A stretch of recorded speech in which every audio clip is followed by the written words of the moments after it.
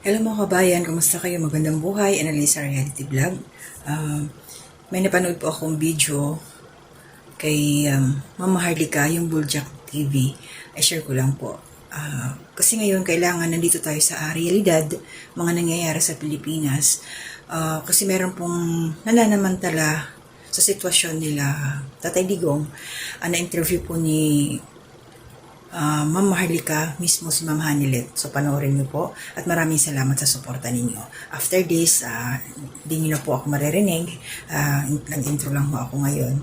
Salamat po sa suporta ninyo. Share ko lang po kasi meron siyang panawagan dahil meron po mga gumagamit sa kanilang sitwasyon. Mga nagsusulisit ng pera, kesyo, yung kailangan ni Tatay Digong, pero wala po silang ganun. So, ang hirap talaga ng sitwasyon nila. Tapos, may mga gumagamit pa, pinagkakaperahan. Kaya, spread po natin na hindi po sila nanghihingi ng tulong. Dahil sabi nga ni Ma'am Hanilet, kung kailangan talaga nila ng pera, mangungutang na lang siya kaysa manghingi sa mga kapwa natin, mga Pilipino, na alam din naman niya na nahihirapan din sa buhay.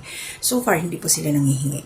At nabanggit nga ako doon na kung sakali man mayroong gustong magbigay, doon sa charity sa Davao daw bigay. May binanggit po si Ma'am si Ma'am Harlika, si Buljak TV. So dito po tayo sa hindi fake news. Dito po talaga ako nakasubaybay kasi kailangan alam natin ang nangyayari sa ating bansa.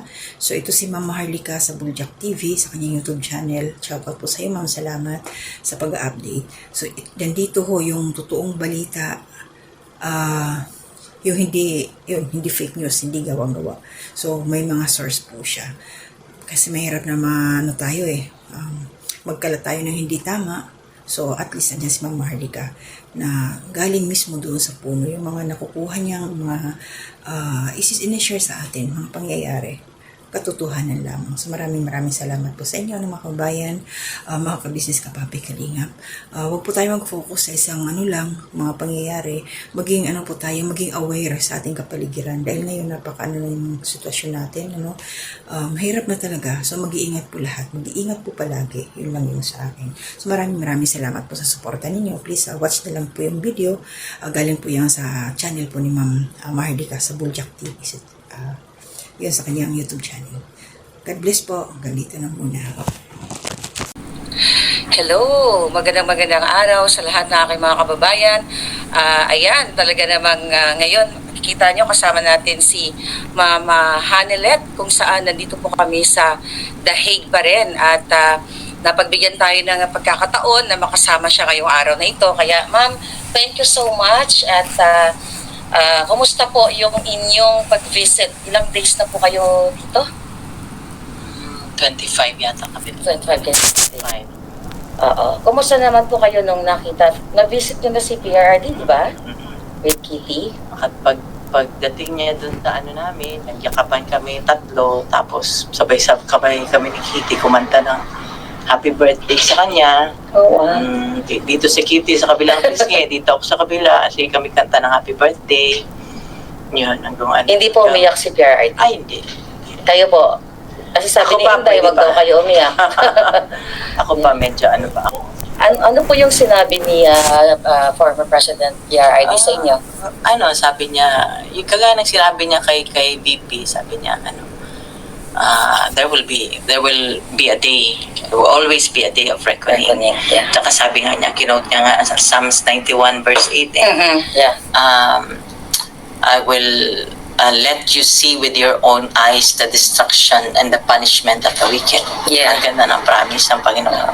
So very positive po si PRRD. Ano yung parang pinaka-importanting mensahe niya sa inyo nung time na nag-visit kayo sa kanya? Nung kinwentuhan ko kasi siya kung ano nangyari sa labas, sabi ko, ikaw na ayaw mong ipaalam, ayaw mong magpa-istorbo tuwing birthday mo, natutulog ka lang. Ngayon buong mundo ang nagse-celebrate ng birthday. Yeah, birthday niya. So, tuwang-tuwa naman siya. Oo. So, Masaya siya. Nagbanggit pa siya na, like personal messages sa Pilipino, mga kababayan natin. Sabi niya, salamat sa suporta at sa pagmamahal. As usual, sabi niya, mahal niya ang lahat ng ang mga Pilipino sa buong mundo, sa Pilipinas at sa labas ng bansa. saan mang parte ng bansa. Mahal niya. Yun naman talaga eh. Imbis na ng presidente siya, mas minahal pa nga niya ang Pilipino Yeah. at ang Pilipinas. Yeah. So, ako po talagang nag-travel din ako para ma-witness talaga namin yung, yun nga, yung pang-aapi sa family ninyo.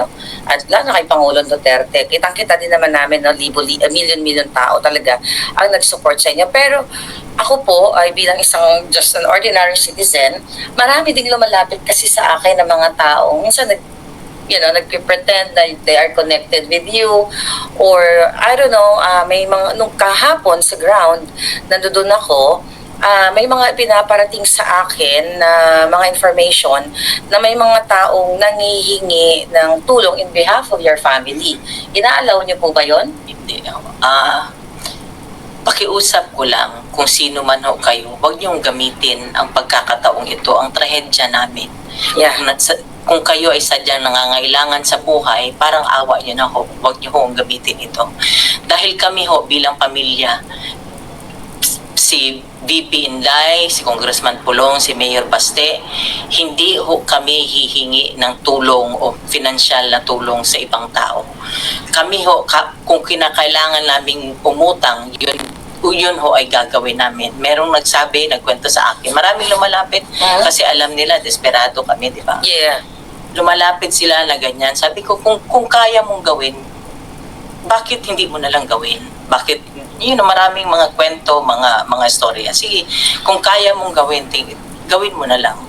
Yun ang ano ko. So pakiusap ka lang. Yung totoong nurse, alam mo, natulog sa bahay namin, Maharlika. Yung totoong nurse na nag-aalaga, ako nag-interview nan before pa siya naging presidente. So sa bahay namin niya natutulog, sa sala namin natutulog, nag-aantayan kay PRD kung kailan siya tatawagin. So, yung totoong mga nurse hindi nagsasalita. Kami may group chat kami ng kasama ng mga nurse na nag-aalaga, nagre-report sila sa akin kung ano. So, yung totoong nurse, hindi iyan nagsasalita. Code of ethics siya ng nurse na hindi ka dapat magsalita. Disclose sa iyo. Yes. Nagtatago yung totoong nurse. Kung nagpapanggap ka na ikaw nag-aalaga, nag-nurse ka, parang mahiya ka naman sa totoong nurse na nag-aalaga, nagpupuyat sa kanya. Pero po, yung nurse ni Pangulong Duterte, di ba, hindi naman inalaw na mag-stay Kaya nga, dito? ultimo nurse, di ba? Ang nangyari niyan, para sa akin, parang pangungot. Hindi ako makapaniwala. Hindi ko akalain na pag walang passport ang tao, pwede palang idalahin sa pwede palang dukutin. Kidnapin, yeah. Yeah.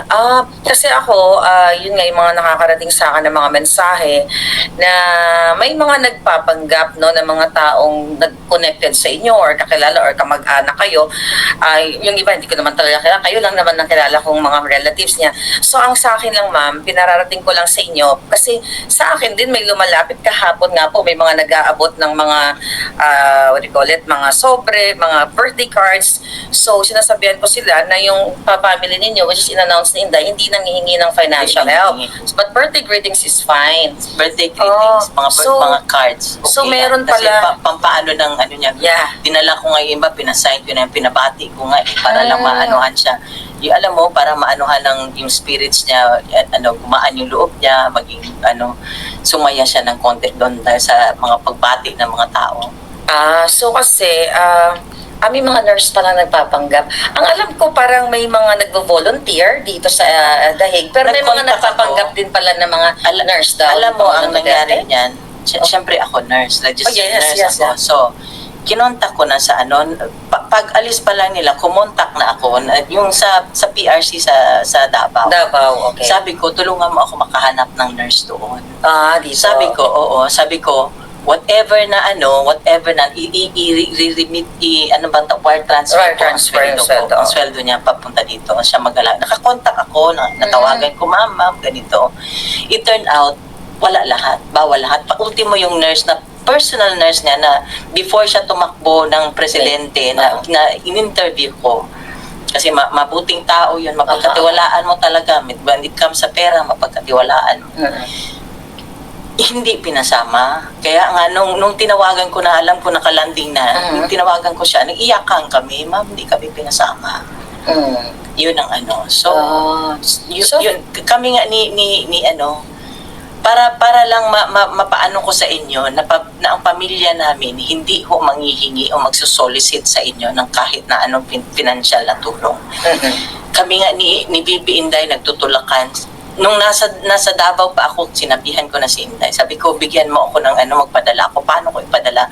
Hanggang ngayon, hindi niya ako sinasagot. So, ganun kami. So, yung mga makapalang mukha dyan, parang awa nyo na. Parang awa nyo na. Parang awa nyo na. Yeah. Yun. So, for the record, mga kababayan, wala pong nurse si Pangulong Duterte dito sa Dahig except yung nando doon sa ICC kung sino man yung assigned ng institution. Tama po ba? Hindi ko talaga alam. Malabo ang ano ng loob sa loob. Hindi ko alam. Marami akong hindi alam. Pati sinasabi lang nila ganito. Basta ako, sinabi ko lahat anong sitwasyon niya. Sinabi ko lahat kasi medical, ano yan eh, medical history niya. Yes. Kung ano ang ano niya. Yun lang ang kaya kong sabihin. Pero yung sila ang magbigay, yun ang mahirap kasi sila ang hindi nagbibigay ng kung ano ang information. Yun ang ano. Pero yung medical history ni PRRD na i-forward na sa kanila lahat, tama ba sa ICC? Inaasikaso ng mga lawyers yata. Inaasikaso kasi kailangan, sino bang 80 years old ang hindi na Nangailangan ng healthcare, ng kalinga, medical attention, medical whatever, di ba? 80 years old eh. Sino bang hindi nangailangan yan? Alam niyo, natuwa ako kasi I was there, no, na nagsasalta si Inday sa Taong Bayan, na nagkakasundo kayo dahil sa schedule kung paano take turns kayo sa pagbisita kay PRRD. Kami na mga sumusuporta kay PRRD sa family ninyo ay talagang natutuwa kami na sa ganitong klaseng sitwasyon ni PRRD nagkakaisa po kayong mga magkakamag-anak. So yan na lang yung tinitignan namin. Doon din kami humuhugot ng lakas bilang mga supporters ninyo. At ako naman nasa dahil for the first time na narinig ko sa inyo na mayroon palang nagpapanggap na mga nurses or whatever kay PRRD. So sana wag naman gawin yon. And alam ba ni PRRD po yun, yung mga ganong issue? Hindi niya na alam yun. Wag na natin sabihin. Hindi ko na, I tried, hindi ko na sinabi sa kanya anong situation after na umalis siya. Kasi talagang harassment. Yeah. Ako, doble ang trauma ko nung sa Manila, sa Davao. Doble talaga ang trauma ko. So, my daughter was not in Davao at the time. Yeah. After na. So, grabe, doble talaga trauma ko. Yeah. So, we're here for you, Ma'am Hanilet. Gusto ko lang, i-inform sa ating mga kababayan, so far, ano po yung, nasang stage kayo ngayon? Na-accept nyo na ba totally na napakid na o inabdak ang Pangulo? Reality na yun eh. Wala siya sa amin eh. Ang ano na lang namin talaga, pinangawakan namin. Dasal na lang kami ng dasal. Ako dasal na lang ako ng dasal. Tsaka ang promises ng Panginoon, yun na lang. Yeah. Yun na lang talaga. Yeah. So, sana po talagang lakasan niyo yung loob ninyo kasi nakita niyo naman na milyon-milyong Pilipino ang nagmamahal sa inyo. May mga death threats po ba kayo so far? May So, mga wala naman. Wala naman. Pero yun na nga, marami sila eh, kami lang eh. Yeah. Sa Pilipinas po ba yung mga, I believe, 'di ba, parang medyo tinakot kayo noon, nakakasuhan and everything. Then later on, niretract inurong nila. Ang bahay namin, susulungin daw. Kaya hanggang ngayon, ever since na dumating ako galing from Manila, hindi ako nakakatulog sa bahay namin. Oh my Kasi God. sabi ng ano ko, papalipat-lipat ako. So, I spared my daughter from such. And then, yung isa nung yung maliit na bata namin, ano ko muna sa iba. Pinatira ko muna sa iba. So talagang nagdulot ng traumatic experience yung nangyari sa inyo. So paano nyo po nilalabanan yung ganitong klaseng feelings, emotion na may takot syempre at yung mga pagigipit na ginawa talaga not only sa inyo, lalo na kay PRRD na na-witness nyo po talaga, ma'am? Alam mo, ito na lang inaano ko, Marlica. Tao lang sila, may Diyos kami. Yeah. May Diyos kami. Yeah, tao lang sila, may Diyos May tayo Diyos. na nagbabantay at mag-host ka.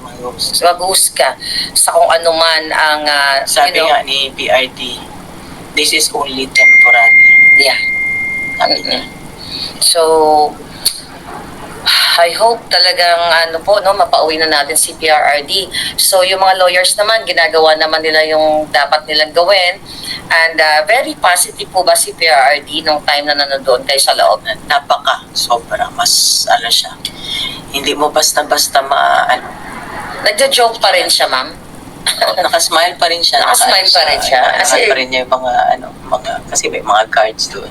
Aha. So, all my friends. Mga friends na yung yung mga guard, talagang parang yung pagiging ni Pangulong Duterte palabiro, na-apply niya doon sa mga guard. Saka mas siya nung nakita mo nung during the time doon sa Villamor. Yeah. Hindi pa ni Kitty ang emotional. Oo. Siya, kung kausapin niya yung mga hindi niyo ako kalaban, Adre.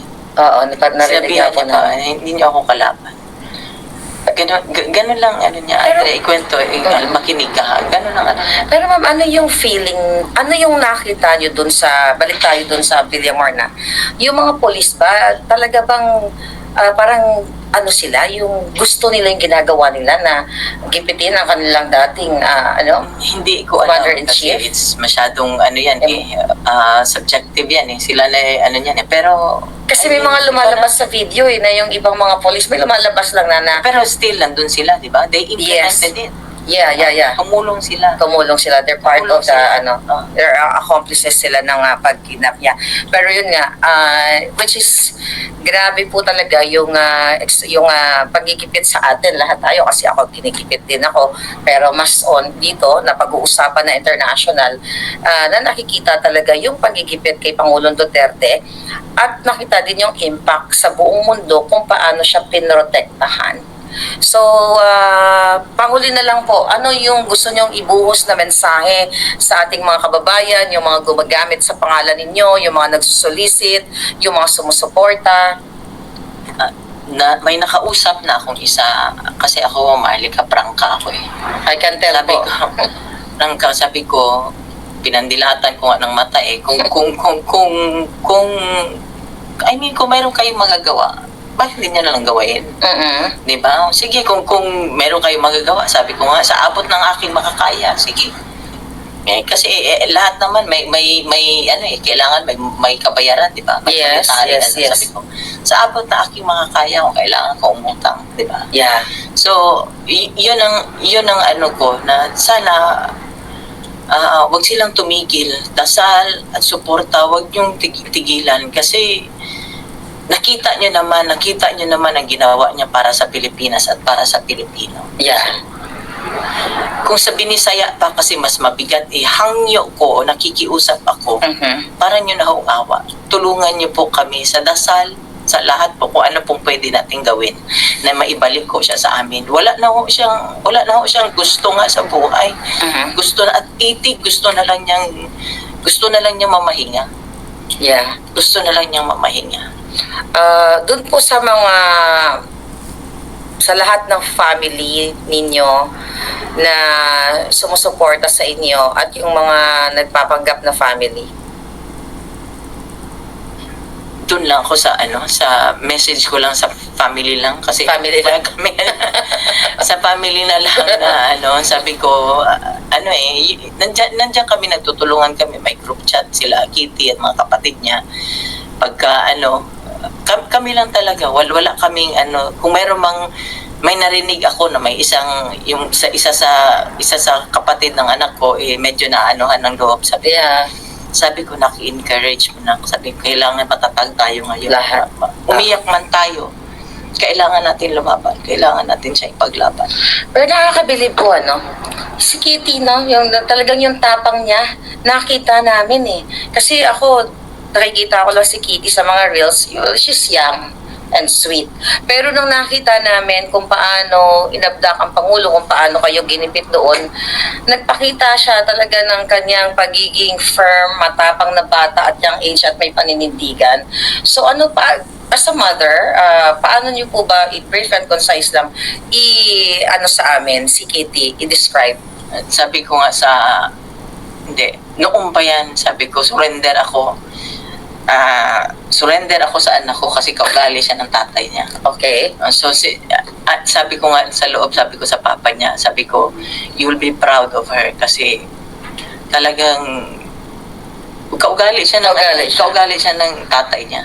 Kaugali siya ng tatay niya. Kitang-kita naman namin.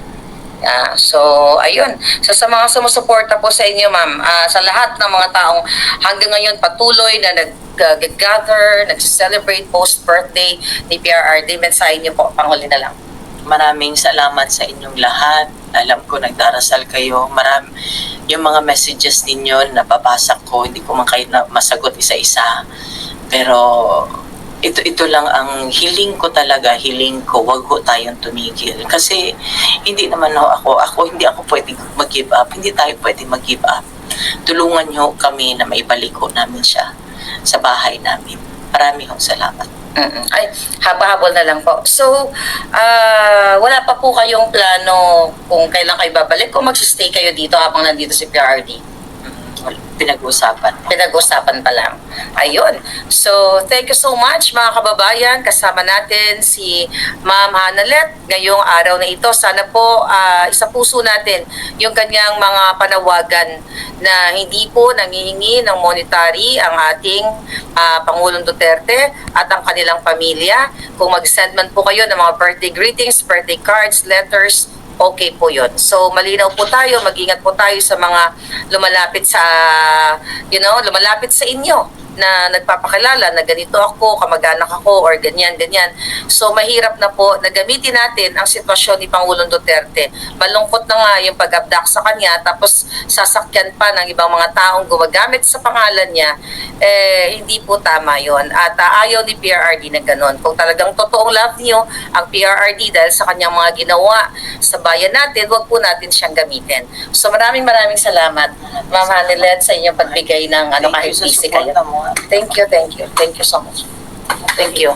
Yeah, thank you.